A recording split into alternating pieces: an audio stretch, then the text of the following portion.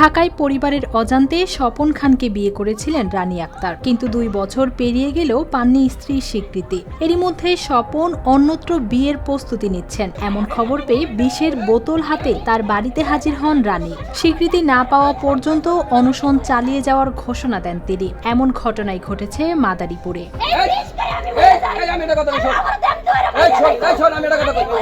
ছেলের বিয়ে হয়েছে ছেলে এখন সে গার্জিয়ান মাইনা নেয় না, উঠাইতেছে না, এই কারণেই তো সে আসছে। তো এখন আমরা এই বিষয়টা মাইনা নেওয়াই উচিত তার গার্জিয়ানের, কারণ যেহেতু তার ছেলে বিয়ে করছে জানিয়ে হয়নি করছে, আর একটা ঘরের থেকে ভাঙ্গে আইনা পরে এখানে বিয়ে করছে। রানী আক্তার ও স্বপন খানের প্রায় 5 বছরের প্রেমের সম্পর্ক ছিল। পরে পরিবারের অজান্তে ঢাকায় বিয়ে করেন তারা, কিন্তু বিয়ের পরও স্ত্রী হিসেবে স্বীকৃতি পাননি রানী। বিভিন্ন অজুহাতে বিষয়টি এড়িয়ে যেতে থাকেন স্বপন। 24 সালে উনি বিবাহ করছে ঢাকা খিলগাঁওনিয়া।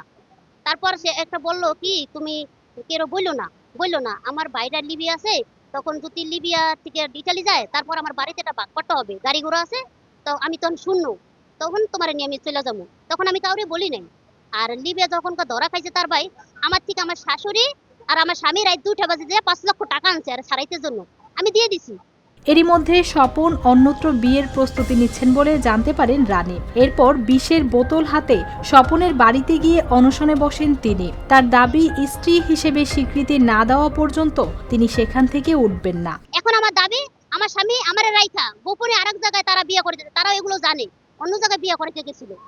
তাই আমি এই কাবিন নিয়ে জানাইছি। তারপর ওই যে বিয়েটা ভেঙে গেছে, এখন তারা আমার স্বামী এই শ্বশুর শাশুড়ি বলতেছে 50 লাখ টাকা হইলো ওই মাইয়া আমি আনুম না, লাগলে হাইকোর্টের থেকে আমি ডিভোর্স দিয়ে দিব। আমি বিষ খেয়ে পান করে মেরে, আমার তো মনে করেন আমি তো একটা মেয়ে মানুষ, সে তো একটা ছেলে মানুষ, যে কোথাও এরা বিয়ে করতে হবে, আমি তার বিয়ে বসতে পারবো না।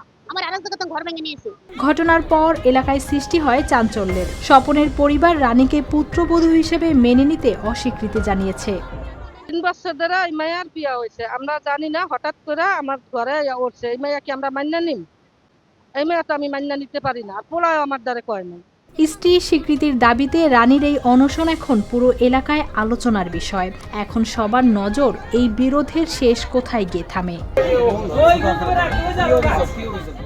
News desk, RTV।